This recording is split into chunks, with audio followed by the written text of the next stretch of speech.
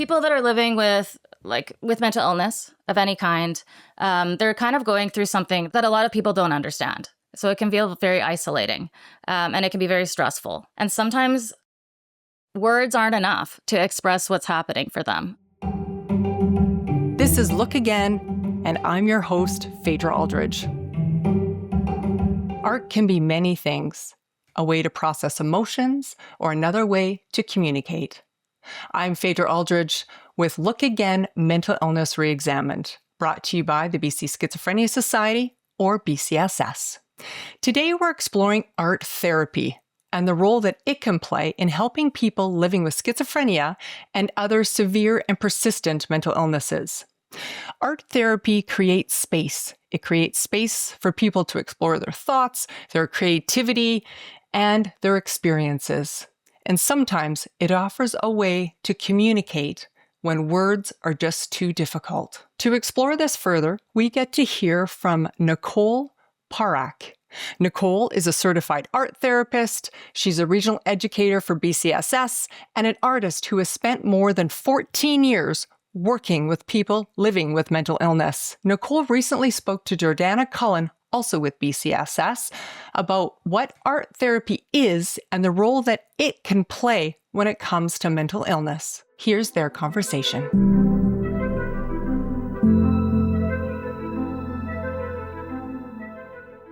Well, thank you so much for joining us, Nicole. I appreciate your time. So my first question to you is, what drew you to working with members of this community? My route to that community health facility was part of my art therapy training. I actually started working there as part of my practicum, which all art therapists that are trained to become qualified art therapists do hundreds of hours of practicums that are supervised by clinical supervisors. And I fell in love with the community there. It was just really beautiful to watch people's resiliency and their determination to find wellness and recovery and to connect in community. The artwork that came out of that studio was amazing and inspiring. And, not always, art isn't always beautiful, but it was always so meaningful and important. And just the people, very open, tolerant, interesting people there, both on the clients and in the staff. Yeah. Yeah, I bet. I'm somewhat new to the realm of art therapy. So for someone like myself who's never experienced art therapy, how would you describe art therapy? And then how is it different from just taking maybe just a general art class? It's a great question. I think the word art therapy is starting to be known a little bit more, but I think there's still some demystifying that needs to happen. There's still, I think, a lack of, just general understanding. So art therapy combines the creative process and psychotherapy, facilitating self-exploration and understanding. By using imagery, color, and shape as part of this creative therapeutic process, thoughts and feelings can be expressed that would otherwise be difficult to articulate. So that's a very general way to look at what art therapy is. So often I might say to somebody, it's similar to counseling in the sense that it's confidential. You're working with a trained professional. You go into a space. Usually there's a therapeutic, there's a contract involved where there's informed consent and, there's ethical standards to be upheld on the part of the therapist or counselor. So there's this safety around it. And then there is talking sometimes in art therapy, but the focus is on finding ways to express ourselves non-verbally through the art. And so different art therapists practice in different ways. There's lots of different theoretical orientations in art therapy, just like in other counseling modalities. But so for some people, it's the art is important, but they're more focusing on maybe some of the psychological processes happening. And for myself, I like to put art right at the center of it. I believe that engaging in art making can be therapeutic just in and of itself, which is an amazing thing for anybody to be able to do, but within the safety of a therapeutic relationship. That's where we can really explore deeply our connection to ourselves, our feelings, our memories. Now, I will say, you don't need to have any art experience to engage in art therapy, and you don't even need to make anything in an art therapy session. And I think that is one thing that I often try to demystify, which is that I think art and therapy can be very intimidating as a set of words. So I often say, what about if I called it creative self-expression? Does that seem less intimidating? So what art therapy is doing is completely different than the fine art world. And it is different than art education. In an art class, typically the intention is to learn a skill. Whereas in art therapy, it's really about the process. The creative process, the process of even showing up to therapy, the therapeutic process. So it's really about exploring that. And yeah, there's no pressure to make anything. And sometimes an art therapist can really help people, especially if they are in crisis or they're having serious issues with mental illness, or they're in mental health, or they had a huge life event that they're having difficulty processing. If there's a lot of trauma, and so having an art therapist that knows how to guide us through that and keep us safe, help remind us to stay, to call on those coping tools and stay regulated in our bodies as we engage with some of the things that come out. All those things can help create more safety and then more importantly, like working on someone's therapeutic goal. So that's the art therapist doesn't get to decide what's best for the person or even what they should be doing. And so that's another big difference between art class and art therapy is art therapy can be very non-directive. And so people have this opportunity to, decide what materials interest them, what they want to get involved in, what their body needs, what they need in that moment, and then exploring that and seeing where it goes. I really appreciated your sentiments around it being like an individual health journey. So what's going to be the right art form for me might not be someone else in the group, but they have the freedom and the space to kind of explore what might be the right outlet or the right material for them. So I really love all of the sentiments around that. What makes art uniquely supportive for people? And how does that creative process intersect with the symptoms like hallucinations, delusions, or disorganized thinking? Okay, so people that are living with mental illness of any kind, they're kind of going through something that a lot of people don't understand. So it can feel very isolating, and it can be very stressful. And sometimes words aren't enough to express what's happening for them. So making art can be a place of refuge for people. I think that it can be a way to share your inner reality and share your perspective and share your inner and external experiences non-verbally.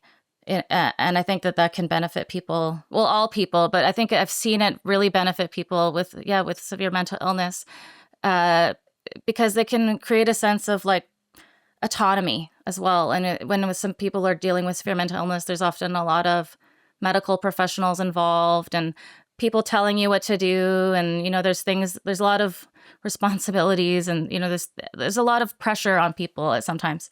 But art can be a place of, where it's just for them, where they get to do what they want to do. They can make what they want to make. They can explore their perceptions or their inner world, or they can maybe just get a break and do some self-soothing. Art can be fun, it can be relaxing, but can also be a way to really process and to externalize our difficult inner experiences. So I would say though that for people dealing with more severe mental illness, that having an art therapist can really elevate the impact of art making. It kind of sounds like it would maybe help them, create some boundaries and structures within their lives. And also maybe to reclaim some dignity and autonomy in their lives where, I think there's so much stigma against mental illness that, and just the way that our system is, it can be very focused on, it can be very pathologizing and focused on the negative symptoms. And sometimes even if we use person-centered language and, we're focused on that, there's still it can feel like the illness overshadows the person. So I feel with art, it's really about our humanity and our aliveness. It's really can have a sense of accomplishment and pride and awe and wonder and bringing back all of those kinds of feelings as well. Mental illness can be depressing and difficult and challenging. It kind of suck the joy out of many things.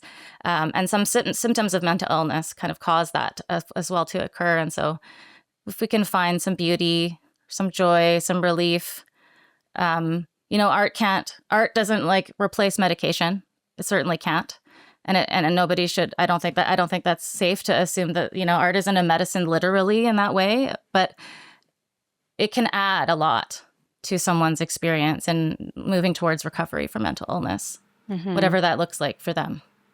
Yeah, I like the idea of it being like you're creating something, like it's this precious life form that you're putting out there that's a representation of yourself and who you are. It's kind of another, allegory of wearing your heart on your sleeve, but just in a really expressive and creative way for everyone to kind of see at face value. So I think that's, very important. And, like a mental illness identity can kind of take over sometimes. And I think it's great when people can start to explore like different identities around art making as well. Can art therapy support recovery even when symptoms persist? And what role does imagination then play into that recovery? Art therapy can definitely support people who are in recovery if they're still having symptoms. Now, if someone is in a full crisis, if someone is at risk of harming themselves or others, like if they're in that kind of a crisis level, I wouldn't say that making art is going to be the best intervention. And in fact, it could be not helpful, depending on what it is. So that being said, though, we can use little art, like people can use little art interventions just to find moments of relief amidst the symptoms. And so there can be a place for it there. However, recovery is a process. And very rarely, like, a lot of mental illnesses don't have a cure. And so people are often in recovery for a long time. And it might look different at different times. And so art therapy can support people through their recovery process in many different ways. I think it can be helpful to rediscover one's sense of self. It can help us find ways to like be connected to our bodies and to be in the moment and to engage with the senses in a different way. And so for somebody who is maybe having hallucinations, it might, I don't know, I guess it would depend on the person. I have seen people having auditory hallucinations who can engage in art making and at times, and others that can't. So I think, again, that's also very personal. I think that, art therapy can help people maybe explore what recovery looks like for them. Like, what are their goals in life? A diagnosis of a mental illness can be a process and a journey. And so even at that level, exploring how that feels through the art making, through images, finding ways to just unpack that, sit with those feelings if possible. So it's not just about art making. There's also a lot of emotional skills that we can learn when we're making art and when we're engaging in creativity. It's not just visual. So it's a physical process, it's a physical experience. There's also an element of sound. Like when you make a mark on a paper, there's also a sound. It's not just a visual thing. And so we're re-engaging with all of our senses when we make art. And even imagination is multi-sensory. And then also that connection with the art therapist can, I think, support recovery. For some people, having a safe person that accepts them as they are and is non-judgmental, that could be very therapeutic and healing. Not everybody gets that when they're kids or when they're adults. And so just even that aspect can also be very meaningful in recovery. Yeah. From all your experience, I guess, what changes have you witnessed in clients who engage consistently in art therapy? Everyone's journey is different, but I guess I'm thinking in particular, there's one person that when we first met, I think they were living really in chaos and were really struggling a lot in different ways. And they made a commitment to show up to art therapy and to really focus on art making in their lives. And they did it every day, almost every single day for, years and years and years. And they were determined. And, sometimes there was setbacks, like recovery is not linear at all by any means. We're not like going on a staircase to some destination with recovery. Like that's also just not life. So this person really kind of clarifying for themselves, what's important in their lives, taking ownership of that. Kind of also, there was an element of creating identity as an artist. I think that was therapeutic, that I've seen be very therapeutic for people. But I think that what I've really seen is when there's a community around people that are making art that are supportive, especially with mental illness and recovery, that community aspect is so key to one's health. I've seen people really go from a place of more chaos to a place of more knowing how to manage that chaos, or like finding ways to order that chaos that works for them. I like sometimes, sometimes you work with someone and you just see that aliveness kind of start to come back in a big way, and that they're just they're more themselves, like they're more in their bodies. So would you be able to take us through a really short art therapy exercise right now, just for our listeners? Yes. So I'd love to. So I wouldn't say this is necessarily an art therapy exercise. It could be done in an art therapy setting with an art therapist. But this is a fun art activity, let's say, that anybody could engage in. And it involves also music. So I think it can be just really intimidating if you haven't picked up a pen to draw or to doodle in a long time. It can be a little intimidating knowing where to start. We talked a lot about that unknown of the blank canvas, and sometimes people don't know where to start. So this activity combines music and art making. So the idea is you pick your favorite song. Just pick your favorite song and you play it. And as you're listening to this song, maybe you get a pen or a pencil or a marker, whatever like mark making implement works best for you.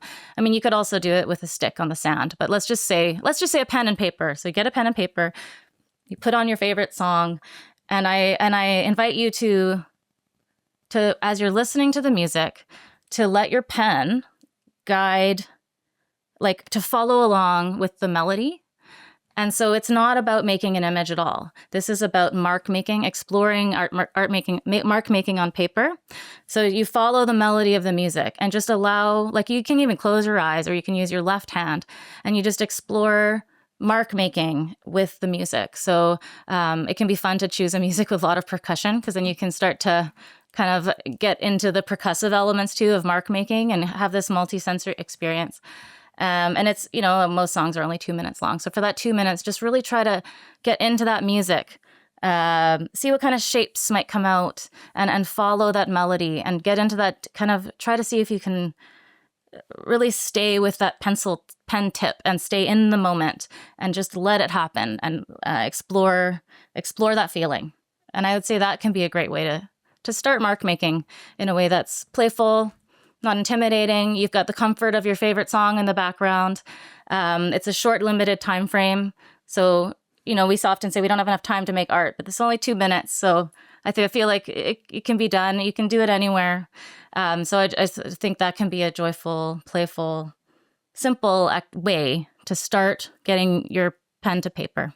I love that. That's so great. I would have never thought about that myself. So Nicole, for family members listening or someone supporting a loved one living with schizophrenia or another severe persistent mental illness, what role can creativity play at home?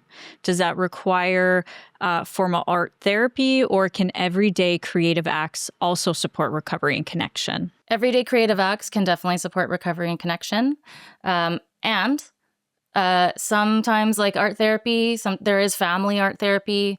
So family art therapy could support a family potentially if everyone is interested, but it also might be a great place for caregivers to find support and to find a way to express where they're at and what's going on for them. Caregiving there's a lot of emotions that can come with caregiving. And one of them is feeling like our lives are out of control. And I would say that art making is a place where we can find that sense of making of control in our own lives. So just even if it's for 10 minutes.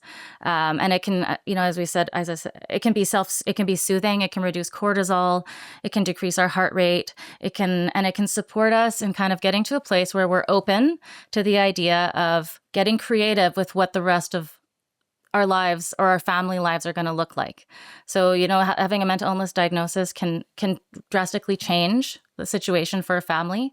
And so how do we move forward? Well, I would say learning how to be creative and have creative thinking can really support people in imagining what the new reality is going to look like for them. And I would say also, if you can find time to connect with each other through art making, whether it's looking at art or listening to music or dancing in the kitchen, these are all really beautiful ways that we can connect with each other that can also then, boost the sense of connectedness within the family and increase that family resiliency as well. Well, thank you so much for connecting with me today, Nicole. Thank you so much for sharing your expertise and all of your information and walking us through that exercise and for all the work that you do. Thank you for the opportunity. I really appreciated talking about my passion. Thank you. Nicole's perspective shows us just a glimpse of how creativity can open doors when it comes to mental health. For both the people living with the illness, as well as those that love and care for them. Making art can help with coping, and it can be an opportunity to connect. Art offers a different kind of language.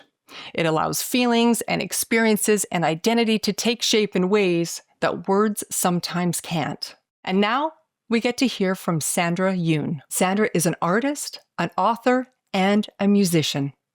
She turned to art as a way to cope after being diagnosed with a mental illness. She is largely self-taught, but she did earn a fine arts diploma from Langara College. Sandra has also written many books, including her memoir called My Schizophrenic Life: The Road to Recovery from Mental Illness. She has received the Courage to Come Back Award and the Queen Elizabeth Diamond Jubilee Medal for overcoming severe adversity and for giving back to her community. Up next, we join Sandra in her studio to learn what inspires her creativity, and we also get a sneak peek into her latest art piece.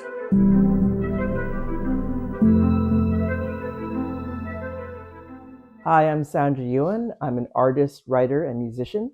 Welcome to my studio. I developed a form of schizophrenia when I was 14, and since then I've used art and writing and more recently music to help me cope with life. And I find it's really helps me escape the daily pressures I feel, my problems I have with my illness. And it gives me a lot of connection with society, other people, and helps me grow as an artist. I've been doing florals for a number of years now. So even though I've done a lot of flowers, like every time you do a flower, it's a little bit different. The mistakes that really make the art, because then you're expanding. You're not just copying what you've done before, but you're actually exploring new ground, which is really what art's about being the avant-garde, about being original. So even though I've done a lot of flowers, like every time you do a flower, it's a little bit different. I try not to do exactly what I've done before. But this particular piece that I'm working on now for the BC Schizophrenia Society is basically has two kind of themes. First is duality, the idea that of the other, and also the idea of the caregiver and also the client. If you want to be more literal, I use a lot of duality in my paintings. I like it because it forms a balance and kind of the contrast. So I use two beautiful irises to describe this duality. And I put a lot of color in the background. Yellow to me is about hope. It's about believing that there's a light at the end of the tunnel. And other colors come in just to show more optimism around how I feel and how I approach life in general. Painting is a solitary occupation, but it really is something when you're one with the brush. It's all about being one with the brush, and it's about just focusing. It's that Zen of painting, right? Zen of painting. In 1999 or 2000, I joined the Art Studios, which is a program that offered art classes to people with mental illness. And there I really started to rekindle my interest in art that I studied in school when I was younger. And it really brought me to a real kind of recognition that I had some value in life, because I felt I had really low self-esteem. It helped me to really connect with people, as I said, but really to just enjoy the process, to be in the zone and to communicate with other artists and meet people. And it's really kind of really started me on this whole trend of public speaking and awards, and then I got into writing my memoir, and then things kind of just took off from there. So I think really art was the precipice, the springboard that really brought my life to a real full circle. Wow, Sandra, look at that piece. That is beautiful. I just love all the colors. And purple is the color of schizophrenia and psychosis awareness. Nicely done. And now we're excited to announce that Sandra will be taking part in an event in Vancouver called Voices of Hope: From Expression to Understanding. The event will be on May 23rd and will honor Schizophrenia and Psychosis Awareness Day. Sandra will be unveiling the finished painting and presenting a new poem in addition to other performances, as well as a panel discussion. To attend this event in Vancouver on May 23rd, or to register, you can also join us by Zoom. You can visit bcss.org/Voices of Hope. We hope to see you there, either in person or virtually. And if you'd like to learn more about Sandra's work, a link to her website will be included in the episode description, so please be sure to check it out. Creative expression cannot replace medication. But for many people, it can play a very important role by helping people process difficult emotions, reconnect with themselves, and to find meaning. As Nicole reminds us, art can create space for curiosity, for exploration, and imagination, even when things are really tough. And if today's episode resonated with you, and if you're interested in learning more about schizophrenia, please visit bcss.org for more information. There, you'll be able to get lots more information about schizophrenia, psychosis, and how to best support your loved one living with a severe and persistent mental illness. And remember, together we can help each other. Together we can make an impact. And together we are stronger than stigma. Thanks so much for joining me today. So appreciate having you and for listening. Please send us your comments. Thanks for being here. Look Again is produced by Paula Baker at Jar Podcast Solutions and executive produced by Phaedra Aldridge and Miles Constable for BCSS. It's brought to you by the BC Partners for Mental Health and Substance Use Information, a group of nonprofit organizations providing high-quality mental health resources to help individuals or families maintain or improve their mental well-being. For more information you can trust, please visit heretohelp.bc.ca. This podcast is funded and stewarded by BC Mental Health and Substance Use Services, an agency of the Provincial Health Services Authority.